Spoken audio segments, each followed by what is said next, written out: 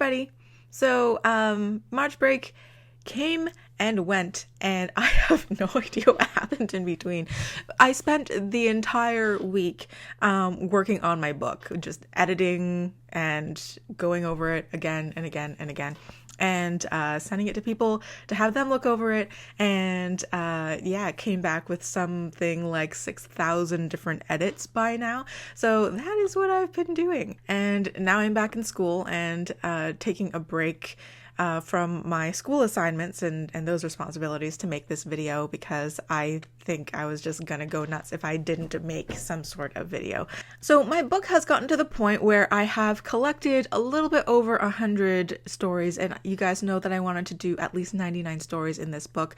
Actually, if I had my own way, I would make the book 1,000 pages, but there are quite a few people who want this book not in the ebook or Kindle format, but they also want it to go to print.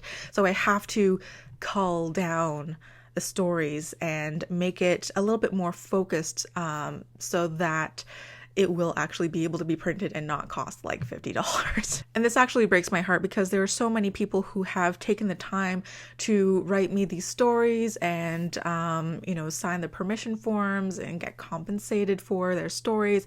And it was this like whole big process. And now I have to feel like I fire people, and I am so not good at doing things like that. So, there was a little bit of crying last week with regards to that as well.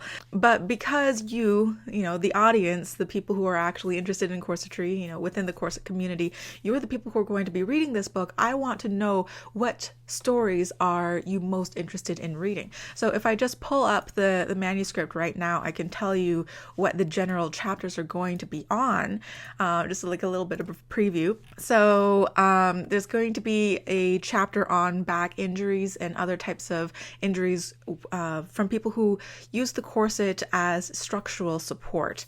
And then there's also going to be a chapter on spinal curves, so people with scoliosis, kyphosis, lordosis.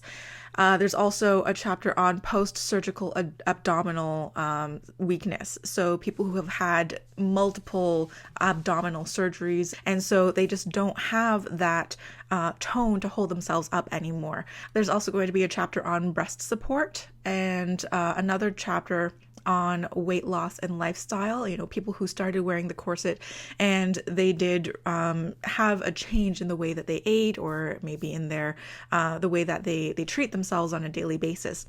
There's one on using the corset to stabilize hypermobility, especially for people with Ehlers-Danlos syndrome.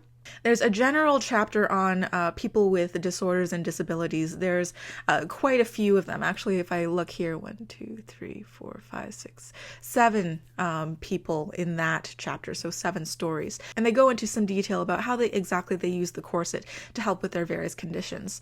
There's a chapter dedicated to fibromyalgia. One dedicated to gastrointestinal disorders like irritable bowel syndrome and ulcerative colitis. There's one on dysmenorrhea, or painful periods, and endometriosis.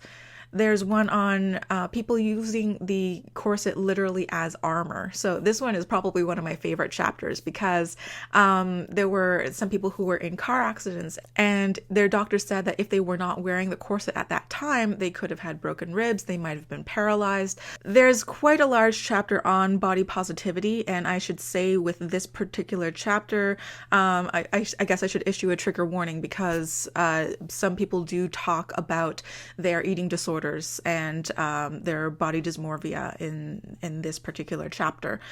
There's one on deep pressure therapy for people who are autistic or within the autism spectrum. There's one on PTSD, so people who are coping with some sort of adversity in their lives. And I wanted to put this one separate from people who suffer from anxiety and depression, although they are very linked in some situations. But I guess I tried to categorize the different stories based on their experiences. Situations like being in an abusive relationship, for instance. There's a chapter on mature corset wearers, so basically using the corset through certain changes of your life, like menopause and even older. There's what I call right now a potpourri chapter. So those are the stories that didn't quite fit into the other ones. And then there's actually a chapter on corsets and energy. And I played around with whether I wanted to call it corsets and spirituality, but I decided not to because it focuses more on the chakra, actually. And it was really interesting to hear the experiences and the knowledge of two different people who related their corset wear to Reiki and the chakras. And one of the chapters that I really, really wanted to keep in was about corset makers and why they went into this industry in the first place, what attracted them to this industry or to this community, and what it means to them to be making these beautiful pieces of art for other people.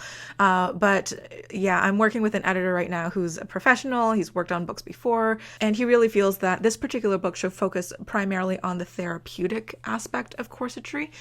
And there will always be an opportunity for another book in the future. Now, I would like to make promises on that, but we'll see how things go. But it breaks my heart to have to refine this book and take stories out. But I really want to know from you guys, since you're going to be the ones reading it, which chapters are you most interested in? And I guess which ones are you not interested in? And also, I would love to know what formats you would love this book to be in. So I already talked about releasing it on Amazon Kindle. That's what I'm going to do first. And I would like to make an audiobook if that's possible, whether from my own voice or maybe hiring somebody else to do it. I know a few of you guys like my voice, but I don't want you guys to like fall asleep while I'm reading it. But there are some people like my aunt who can't see very well. And I know that, she would appreciate having an audiobook version. So I'm wondering if there are a few more of you out there who would be interested in an audio format.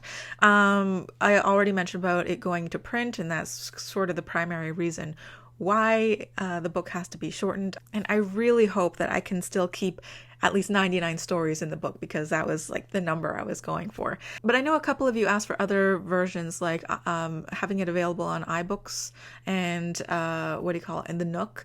And I'm not quite so familiar with those formats, but if there is a large enough audience that would be interested in it, then, I would consider it. And, I'm a people pleaser, so you guys make it possible for me to even have a channel in the first place. I kind of want to make you guys happy. And I'm also toying with the idea of having a mini chapter on some newspaper clippings or quotes from newspapers in America and England from, I guess, around 1870 to around 1915, because there are a couple of really neat stories in there. Women who survived shootings, attempted assassination because they were wearing their corset and the bullet had ricocheted off their front busk or something. And I think there was one really interesting story about this one drunk woman who had fallen off of a bridge, but her corset broke her fall. I believe she was dangling by her strings or something. So that one is really interesting. Obviously, I would never condone the use of a real corset as a bulletproof vest or anything like that. Although I think there was an episode of Double Divas where they made a corset that was like a bulletproof vest, but no, it's not something that I would condone in any way, shape, or form. But they are interesting stories that could be included. But so let me know what you guys think. And, this book wouldn't even exist if it weren't for your input. So, I believe that you guys should have some input in what you want to read in the book as well. So that's all I really wanted to answer in this particular video, but I will be making more videos like this in the future, answering some frequently asked questions regarding this book.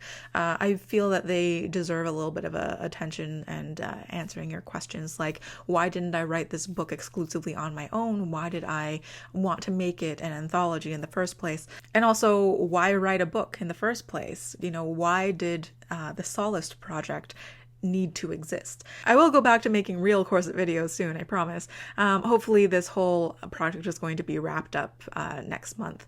I'm hoping, I'm crossing my fingers for about 3 weeks from now, but we'll see, because the book still needs to be formatted and everything.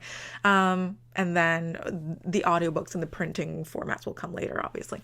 But yeah, leave me your comments down below. Have a good week. I will talk to you guys later. Bye.